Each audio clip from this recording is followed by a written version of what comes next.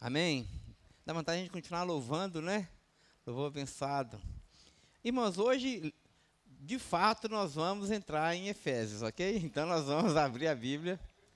Nós já fizemos aí uma introdução longa da nossa intenção de falar sobre igreja sustentável em 2 domingos. E a Viviane falou comigo, poxa, faltou ler a Bíblia, né? Faltou. E hoje nós vamos, com a graça de Deus, começar a estudar Efésios. E a minha direção a essa igreja é que você, no seu tempo devocional, leia essa carta. E se você puder ler essa carta junto com Colossenses, você vai ter um grande proveito. Lembrando que o nosso acampamento do ano que vem, com a graça do Senhor Jesus, vai ser, não pode falar acampamento, que o Thiago já logo, é automático, né? O negócio parece que arrepia, né? Sente o negócio. Mas ano que vem nós vamos construir uma igreja sustentável parte 2. E aí nós vamos aprofundar muito daquilo que nós estamos estudando em Efésios. Nós vamos estudar alguns apagões ainda lá, e relembrar os apagões desse ano, do ano que vem, e fazer algumas aplicações mexendo nas nossas gavetas um pouco mais. Então, se você estiver ambientado com Efésios e Colossenses, você vai chegar no acampamento muito afiado acerca daquilo que Deus quer nos comunicar. Mas muito bem. Então, Efésios capítulo 1, verso 1. Essa carta foi escrita pelo apóstolo Paulo e começa justamente assim, Paulo apresentando a sua credencial, como ele sempre faz. E aqui ele se apresenta como Paulo, apóstolo de Cristo Jesus, pela vontade de Deus. Parece que Paulo aqui está dando uma carteirada, não parece? Em outras epístolas, ele se apresenta como servo de Jesus Cristo, como escravo de Jesus, mas tanto aqui como em Colossenses também ele se apresenta como apóstolo, como aquele que tem autoridade. E depois ele vai escrever isso no capítulo 4, dizendo que Deus de fato instituiu na igreja hierarquias, dons ministeriais, para que a igreja seja governada com excelência, não é? Então, em Efésios capítulo 4, nós temos lá, Deus primeiramente elegeu na igreja apóstolos, depois profetas, não é isso? Evangelistas, pastores e mestres, né? Pastor e mestre é uma coisa só, pastor e mestre. Então, ou seja, os pastores são os últimos lá embaixo. Mas parece que Paulo está dizendo, olha, eu estou dando uma carteirada aqui, eu sou apóstolo, mas depois nós vamos entender por que ele faz isso, não por soberba, porque nós sabemos que o nome Paulo se chamava antes Saulo, não é? Saulo significa grande. O nome dele foi trocado para Paulo, que é pequeno. Então, os ouvintes de Paulo sabiam que ele não estava se vangloriando da sua vocação, antes pelo contrário, se colocando como servo de todos, né? Então, Paulo, o pequeno, eu sou pequeno e sou apóstolo de Jesus Cristo. Impressionante. Mas ele é apóstolo de Jesus Cristo pela vontade de Deus. Ele não foi eleito por vontade própria. Ele não foi eleito pela vontade humana, mas ele foi eleito pela vontade de Deus. Irmãos, e quando Deus chama, quando Deus dá uma ordem, nós obedecemos. Quando Paulo se encontrou com Cristo lá no caminho para Damasco, esse texto está lá em Atos dos Apóstolos, capítulo 9. Se você ler de uma forma bem atenciosa o texto, você vai ver que quando Jesus se apresenta para Paulo, ele não diz assim, Paulo, tudo bem? Aí o Paulo, tudo bem, Jesus. Tal, né? E começa aquela conversa informal, Paulo, eu tenho uma tarefa aqui, quem sabe você aceita? E a tarefa é a seguinte, vai lá e perde todos os seus bens, suas posses, seu prestígio, o seu dinheiro e vem ser meu apóstolo. Você topa, Paulo? Não foi assim que Jesus fez.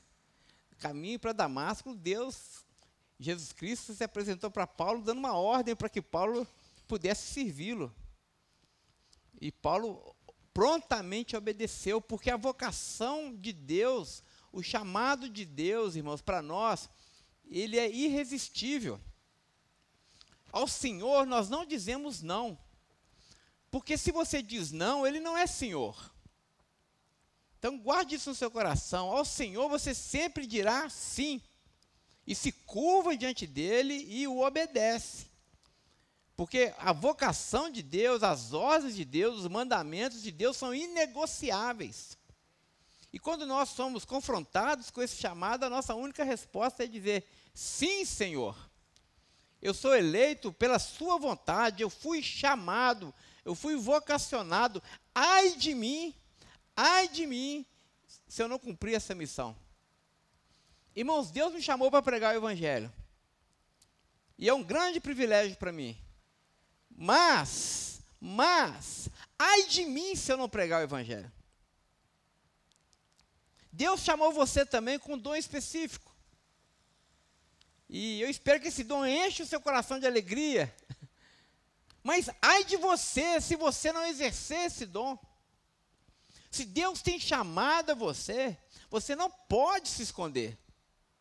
Se Deus tem te dado uma ordem para que você o sirva, não é servir dentro do quarto, em quatro paredes, mas é no meio da comunidade, é no humus da existência humana, onde as pessoas sofrem, onde as pessoas são necessitadas, onde o seu dom de fato vai ser exercitado. Se você não responder com sim a esse chamado, ai de você, meu irmão.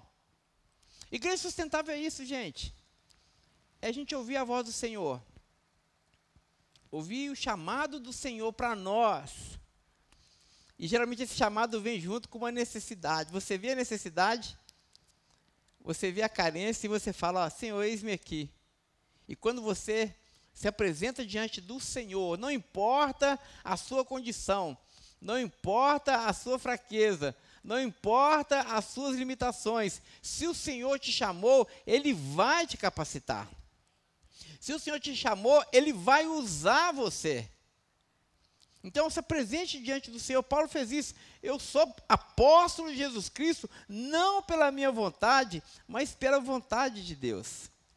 E aqui ele vai dizer para quem ele está falando essas palavras, para quem ele está dando essas ordens. Ele vai dizer aos santos. Paulo escreve aos santos, à comunidade dos santos. E quem são os santos, irmãos? Quem são os santos? Aqueles que não pecam? Quem são os santos a que Paulo se refere aqui? Somos nós. Cada um de nós. O pastor Levi é um santo. Não parece, mas é. Não, tô brincando. A irmã Nedina é uma santa de Deus. Esse irmão que você não gosta muito, ele é um santo de Deus. Ele é seu irmão. Nós vamos lembrar aqui mais uma vez a palavra do Michael Orton. Igreja não é uma comunidade de amigos que eu escolhi para mim. Igreja é uma comunidade de irmãos que Deus escolheu. Então esse irmão, essa pessoa que está ao seu lado, se é nascido de novo, se tem o Espírito, é santo de Deus. É santo de Deus. E nós precisamos tratar uns aos outros com a maior deferência e a maior reverência possível, porque nós estamos diante de alguém que foi separado por Deus para a sua obra. Santo significa justamente isso, aquele que é separado. Esse título primeiro foi dado a Israel, agora esse título é dado à Igreja de Jesus. Nós somos a comunidade dos santos de Deus. Então essa é a primeira coisa que Paulo vai dizer, que esses irmãos são santos. Em segundo lugar, o apóstolo Paulo vai dizer que esses irmãos são fiéis. E essa palavra fiel, lá, pistes, do grego, é muito interessante, porque ela tem duas conotações. Significa aqueles que conhecem a verdade do Evangelho, aqueles que são treinados na sã doutrina, aqueles que conhecem a vontade de Deus, portanto não são enganados. Então, eles são fiéis porque eles conhecem aquilo que Deus está falando, eles são, portanto, pessoas maduras. E aqui um desafio para nós, gente. Domingo após domingo, Deus tem chamado a Betel à maturidade. Para que a gente não seja como crianças, mariposando, né, correndo atrás da primeira lâmpada, ficando enfeitiçado com movimentos que não são movimentos do próprio Espírito de Deus. Porque, irmãos, infelizmente, a igreja evangélica, que eu falo de uma forma muito genérica, ela tem se maravilhado com tanta coisa que não é o evangelho de Jesus. Essas coisas parecem que enfeitiçam a gente. E são atraentes e têm um poder de sedução enorme sobre nós. Seja uma igreja rica, seja uma igreja bem estruturada, seja uma igreja que tem muita programação, e às vezes a gente esquece que o essencial é a palavra do Senhor, é a sã doutrina. É o púlpito forte na igreja, gente. E domingo após domingo nós somos chamados por Deus para conhecer a palavra do Senhor com profundidade, para que a gente não seja levado como crianças, Paulo vai dizer no capítulo 4, por todo vento de doutrina, para que vocês tenham discernimento no seu coração, inclusive para julgar aquilo que o pastor Pedro está pregando nessa manhã. Porque você não tem o direito de apenas ouvir o que eu estou pregando e dizer, ok, o pastor Pedro está pregando, então é verdade. Não é assim que funciona. Você tem que ouvir o que nós estamos pregando, domingo após domingo, mas você tem a obrigação, assim como os bereanos, Atos capítulo 17, de ver se está escrito na palavra daquela forma. Isso é fidelidade. Então, Paulo está escrevendo aos cristãos que são fiéis. Eles conhecem a sã doutrina.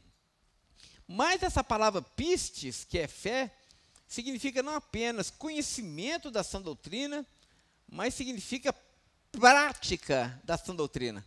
Porque não basta apenas você conhecer a sã doutrina, a palavra de Deus, nós precisamos colocar essa palavra em prática na nossa vida.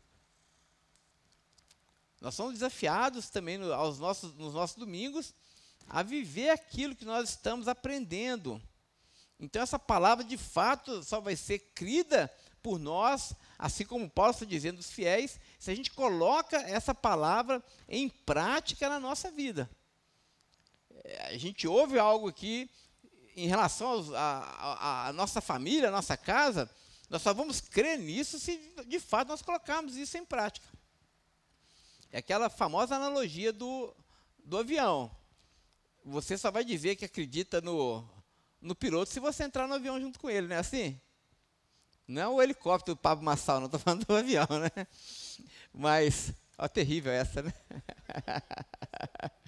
Né? Você tem que acreditar de fato que aquele piloto é hábil o suficiente para decolar aquele avião e para pousar aquele avião. Porque senão você não entra naquele avião. Não é assim? Da mesma forma, nós só cremos na palavra de Deus se a gente, de fato, entra no avião junto com o Senhor e voa com Ele. Isso é colocar a palavra de Deus em prática. Então, esses santos, eles também são fiéis. Em terceiro lugar, Paulo vai dizer que os seus leitores estão em Cristo Jesus. Irmãos, e isso é fantástico. Olha o que o John Stott vai dizer sobre isso.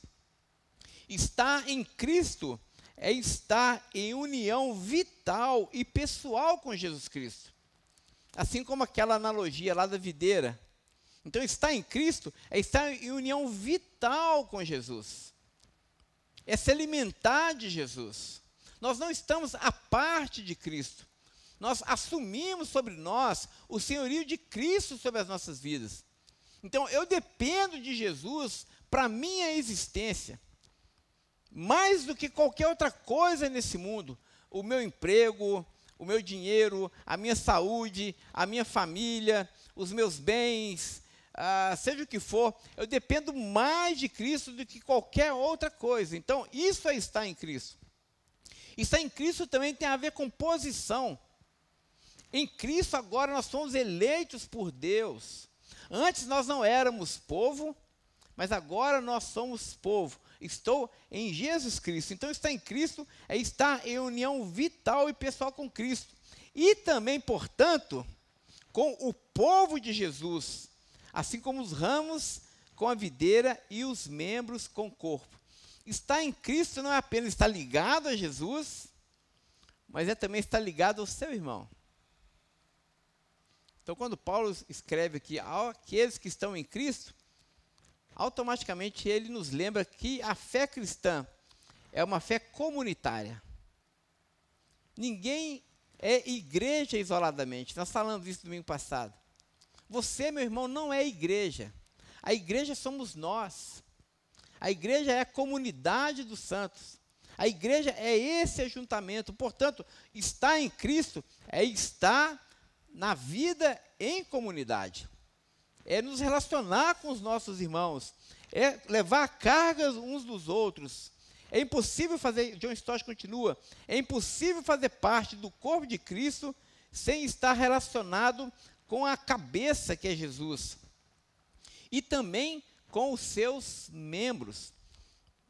É impossível estar ligado a Jesus Cristo sem estar ligado aos seus membros. Quarto ponto que o apóstolo Paulo vai dizer sobre essa comunidade, e ele vai dizer que esse povo está em Cristo posicionalmente, ou seja, assentado nos lugares celestiais em Cristo Jesus, como Paulo vai dizer logo mais à frente. Portanto, nós pertencemos a essa nova cidade. Nós temos aprendido aqui, quando estudamos 1 Pedro, que nós somos peregrinos nesse mundo. A nossa pátria está nos céus, o autor aos Hebreus vai dizer isso. Né? Nós buscamos uma outra cidade, então nós estamos em peregrinação nesse mundo. Mas também, ao mesmo tempo que nós estamos em Cristo, portanto, participamos do seu reino, ele nos transportou do império das trevas para o reino do Filho do seu amor, como está em Colossenses capítulo 1, isso é verdade, mas também essa comunidade, além de estar em Cristo, também está em Éfeso. Isso eu acho muito interessante. John Stott vai dizer que o crente tem que se lembrar que ele é cidadão de dois mundos. Ao mesmo tempo que, irmãos, nós pertencemos a Jesus, nós somos cidadãos aqui de Belo Horizonte. Nós trabalhamos, nós levamos os nossos filhos para a escola, nós pagamos os nossos impostos, né? Agora a declaração de imposto de renda está no mês aí da declaração, né? Nós temos os nossos deveres civis, nós participamos da vida política da nossa nação, nós temos responsabilidades no trânsito. Você não pode dirigir no trânsito sem carteira, ou seja, nós vivemos no reino de Deus, nós pertencemos ao reino de Deus, mas nós pertencemos a esse mundo também. Nós pertencemos a essa cultura também. Nós temos responsabilidades com esse tempo também. A igreja, portanto, irmãos, não deve ser alienada da sua vida pública. Nós temos responsabilidades com os nossos vizinhos. Nós temos responsabilidades com o nosso bairro. Nós temos responsabilidades com a nossa cidade. Nós temos responsabilidades com os cidadãos de Belo Horizonte.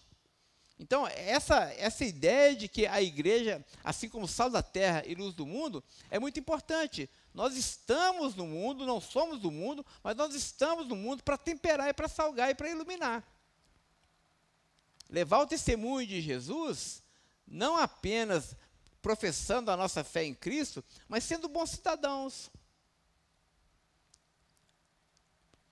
Sendo honestos nos nossos trabalhos. Não basta estar em Cristo Jesus e na sua empresa você não ser um bom patrão. Você tem que ser um bom patrão. Não basta você dizer que eu estou em Cristo Jesus e você é um péssimo empregado. Dá trabalho para o seu patrão, é irresponsável. Não basta dizer que você está em Cristo Jesus, mas na escola você inferniza a vida dos professores. Isso é um recado dos adolescentes, né? Em nome da Laiara. Não basta você dizer que você está em Cristo Jesus, se a sua vida está errada quando você sai daqui. Você tem responsabilidades. Deus espera que você esteja onde você está para refletir a sua glória, gente. Não basta você dizer que pertence a Jesus se você não é um bom filho. Se você, eu estou em Cristo Jesus, mas você não é um bom marido, você não é uma boa esposa, você não é um pai presente, isso não faz sentido. Porque ao mesmo tempo que nós pertencemos à cidade que virá, nós pertencemos a esse mundo também. Então Paulo vai dizer, os santos, eles estão em Cristo Jesus, eles são fiéis, mas eles estão também em Éfeso. E é aqui que nós precisamos manifestar com a máxima densidade possível a glória de Deus em Éfeso. Irmãos, igreja sustentável é justamente esse chamado de Deus para nós, para que a gente espelhe a glória de Deus, não apenas aqui na nossa comunidade, mas extrapole a nossa comunidade. Para que a gente seja o bom perfume de Cristo onde nós passarmos, meus irmãos. Porque nós somos a Bíblia que esse mundo está lendo o tempo todo. O tempo todo, e não adianta a gente simplesmente falar. Nós teremos como símbolo que retine pernilongo chato. Sabe aquele pernilongo de madrugada que enche a paciência? Assim é o cristão que não vive o Evangelho. Assim é o cristão que não é fiel à palavra de Deus. Assim é o cristão que vive uma vida desconectada daquilo que ele fala. Irmãos, a nossa crença e a nossa fala e aquilo que nós professamos aqui na nossa igreja tem que reverberar em prática coerente lá fora, meus irmãos. Amanhã é segunda-feira e você tem a obrigação de testemunhar de Jesus Cristo com a sua vida. É isso que Paulo está dizendo, ao mesmo tempo que vocês pertencem a Cristo. Vocês estão ligados em Jesus Cristo. Mas quando vocês saírem por essa porta, se lembre que vocês são cidadãos de Belo Horizonte. Então, cuidem bem da sua cidade. Cuide bem das pessoas que Deus tem colocado aqui para morar junto com você. Então, são cidadãos em Éfeso. O John Stott vai terminar dizendo assim: a descrição que Paulo dá de seus eleitores, portanto, é compreensível. Quem são os leitores de Paulo? Quem é a igreja de Jesus? Para a gente sumarizar e terminar a nossa EBD de hoje. Não se esqueça disso. Nós somos santos de Deus. Somos separados por Deus. Deus nos separou. Portanto, nós pertencemos a Ele. Nós não pertencemos a mais ninguém. Cristo é o nosso Senhor. Cristo é o nosso Senhor, a comunidade dos santos, daqueles que pertencem a Ele. Esses são fiéis, porque confiam em Jesus Cristo e têm 2 lares, porque residem igualmente em Jesus Cristo, em Éfeso. Que a gente saia daqui dessa noite, essa manhã, com essa perspectiva, que você é um santo de Deus, que você tem um chamado de Deus para você, e você deve exercer esse chamado com toda a sua legitimidade, com todo o seu zelo, se vindo entendendo que você pertence a Deus, e seja fiel na sua vocação, seja fiel com o dom que Deus deu a você, entendendo que você está no corpo de Jesus. E eu vi uma coisa interessante, assim eu termino, eu vi um camarada falando sobre vocação, e isso falou muito comigo. Eu gostaria que falasse também com os irmãos, sobretudo aqueles que têm aqui na igreja o dom de ensinar e servir ao corpo. Ele estava dizendo o seguinte, que o pregador deve gostar de pregar, ele deve amar a sua vocação, que é pregar a palavra de Deus. Isso é importante, isso é fundamental. Mas muito mais do que amar o seu dom de pregar, ele tem que amar os seus ouvintes. Porque o dom que ele exerce não é para ele, é para o corpo. Os irmãos do louvor, vocês devem amar cantar. Espero que vocês amem ensaiar. E fazer aquele arranjo bonito e tocar ali o instrumento da forma mais perfeita possível. Amem esse dom que Deus deu a vocês. Mas não vai fazer sentido se você não amar os irmãos com os quais você tem ministrado com o seu dom. Os irmãos da Escola Bíblica Dominical, espero que vocês amem dar aula de Escola Bíblica Dominical. E se esmerem e estudem para cumprir o dom que Deus tem dado a vocês, com zelo. Mas muito mais do que vocês amarem dar uma boa aula, e falar: uau, arrebentei. Muito mais do que isso. Ame os seus alunos. Ame os seus alunos. Porque o dom de ensino que Deus deu a você não é para você. Você tem esse dom para o corpo. Então que Deus nos dê essa responsabilidade, Igreja Batista Betel, para que a gente exerça o dom que Deus tem nos dado com alegria. Mas sobretudo que a gente ame essa igreja. Que a gente ame os nossos irmãos. Porque Deus nos deu os dons para que os nossos irmãos possam ser edificados, exortados e consolados por meio deles. Amém? Vamos fechar os olhos e vamos agradecer ao Senhor por essa manhã. Obrigado, Pai Celeste, pela Tua presença. Obrigado por essa palavra. Obrigado por essa manhã de aprendizado, Senhor, quando já fomos tão enriquecidos nas classes. Muito obrigado pelo louvor que nós te entoamos, pela oferta que nós levantamos, pelos irmãos que o Senhor tem nos dado alegria de encontrar. Oramos por aqueles que não puderam estar conosco hoje, estão adoentados, que a Tua boa mão esteja sobre a vida deles, Senhor. Pedimos uma bênção hoje muito especial pela querida irmã Isabela, filha do Fábio, que está internada aí com uma virose, que a bênção do Senhor esteja sobre ela. Em nome de Jesus, Senhor, cuida dessa mocinha que é tão amada e querida por todos nós. Ó Pai, nosso desejo nessa manhã é que o Senhor nos faça zelosos, praticantes da Sua palavra. Nosso desejo nessa manhã é exercer com a máxima fidelidade possível o dom que o Senhor tem nos dado, Senhor. Mas que, sobretudo, o Senhor coloque no nosso coração amor pelos nossos irmãos, para que, enquanto exercemos os nossos dons, os nossos irmãos sejam abençoados, os nossos irmãos sejam enriquecidos, porque a nossa maior alegria é ver o Seu corpo sendo edificado, Senhor. A nossa maior alegria é ver o Seu corpo sendo fortalecido, sendo encorajado. Ó Senhor, coloca amor entre nós, para que possamos nos amar, Senhor, para que com alegria possamos servir ao Senhor e servir aos nossos irmãos, porque ai de nós se não atendermos ao Seu chamado.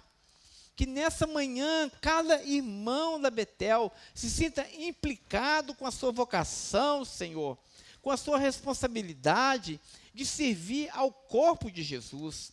Esteja conosco, nos abençoe logo mais o culto à noite. Assim oramos, no nome de Jesus. Amém, amém e amém. Irmãos, um domingo muito abençoado a todos. Logo mais à noite, 19 horas, participe conosco. Hoje nós vamos pensar um pouquinho sobre o convite de Jesus. Venham a mim todos que estão cansados e sobrecarregados. Mateus capítulo 11. Esteja conosco. Até logo mais.